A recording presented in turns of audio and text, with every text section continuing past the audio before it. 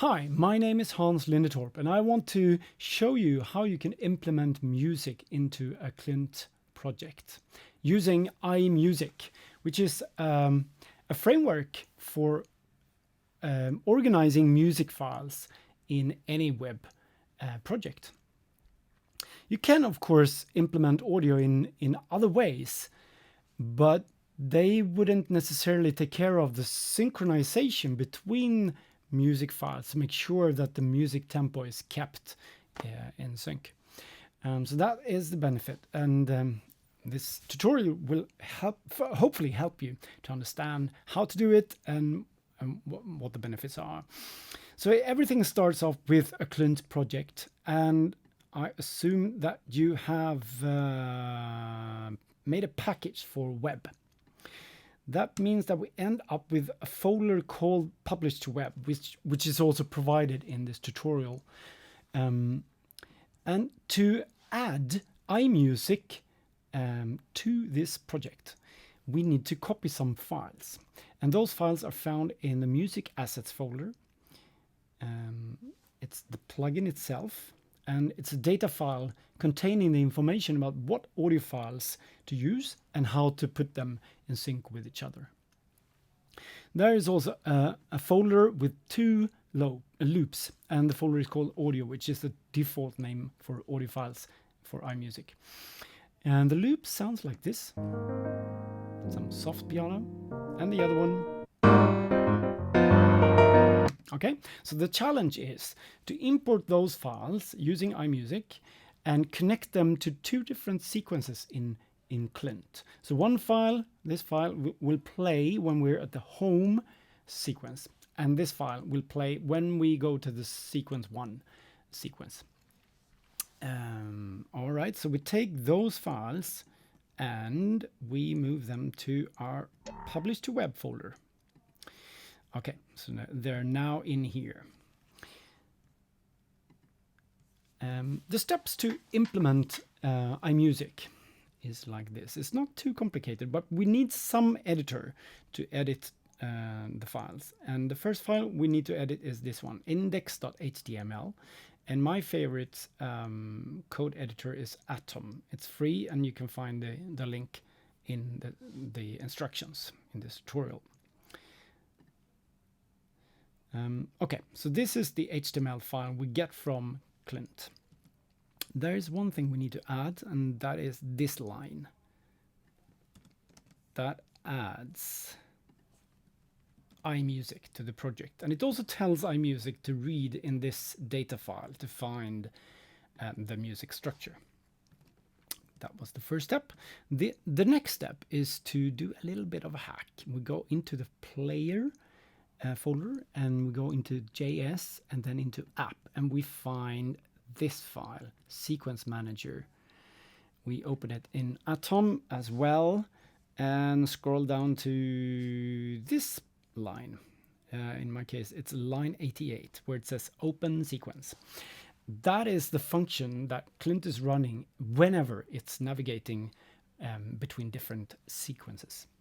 So we need to add this little line here, which kind of hijacks the navigation process and sends a message to imusic with the name of the sequence where we're heading. All right, so now imusic knows where we are navigating when we run the Klynt project. Okay, so that's actually pretty much it, but I will show you the third file where we do some editing, and that is, let's close this hacking part. It's this file, and we open it in Atom and find the structure of the music. So here we can find several so-called arrangements, and one arrangement is meant to be connected to one sequence in Klynt, and this is how it's done. It's that this arrangement plays the file loop1, and it is connected to the sequence called home in Klynt using the class attribute. It's also important to understand that a loop, an audio file, a musical audio file has a loop, and you determine the length of the loop here with loop length attribute, and it says 4, and 4 means 4 bars. So it's important to understand something about music to know how long your loop is, because sometimes you find a loop that is 1 bar or 2 bars or maybe 4 bars, and if you set the wrong number there, it will all be a confusion. So we need to understand something about tempo, and that is the speed for the music. It's measured in beats per minute, and my music happened to be 94.5 beats per minute. And I found that out when I made the music, so I could read it in my application. And if you download loops, you will often, if not always, find something saying how many beats per minute this loop is in. So you have to specify the tempo for your music here. We also have something called time signature, and that is a sort of an indication of the style of the music. So it's either, waltz, boom, bop, boom, bop, bop, or it's more like pop music. 4 bars is super common in Western oriented pop music. So 1, 2, 3, 4, 1, 2, 3, 4.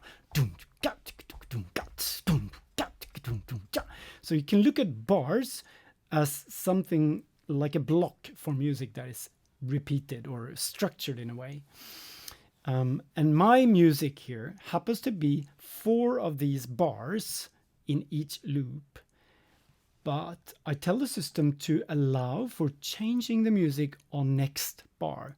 So it could potentially play 1 bar and then just there change to the other music. And that makes quite a lot of musical sense. That is often how we musicians do it when we play music. We change something on bars. All right. So I connected the first loop to the home sequence and the second loop to this sequence called sequence 1 in my project. I can also have sequences connected to no music at all. And then I make an arrangement and connect that to a sequence in Klynt, but I do not connect any source files to it. So it will be just a quiet arrangement. It is also possible to add several class names here, and that makes it possible to have one arrangement connecting to several sequences in Klynt. All right, I think that is pretty much it. So this is where if you want to add more files or change my files and replace them with yours, what you have to do is to change or add files to the audio folder and then add new arrangements and specifying your loop names and your Klynt sequences to connect them to each other, and also make sure you have the right loop length and make sure you stay within your tempo. It is possible to have different tempo and time signatures for different arrangements as well, but it's not that common, so I didn't do it in this very simple example. All right, now it's time for testing. And maybe the most obvious thing for you would have been to just double-click this index.html file. And that works for graphics and normal interactions, but it doesn't work for loading audio files from your hard drive. So basically there's a web restriction for JavaScript to not be able to do that. What you need is a server, and I often recommend this one here. It says it's web server for Chrome. So I've installed it. It's super simple to install and super simple to use as well.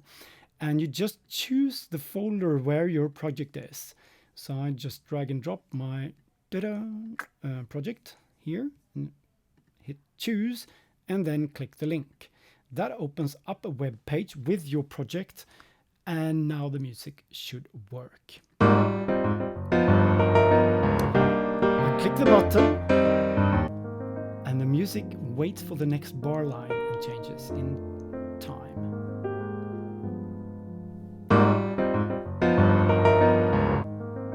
Like that. So that's it. Good luck.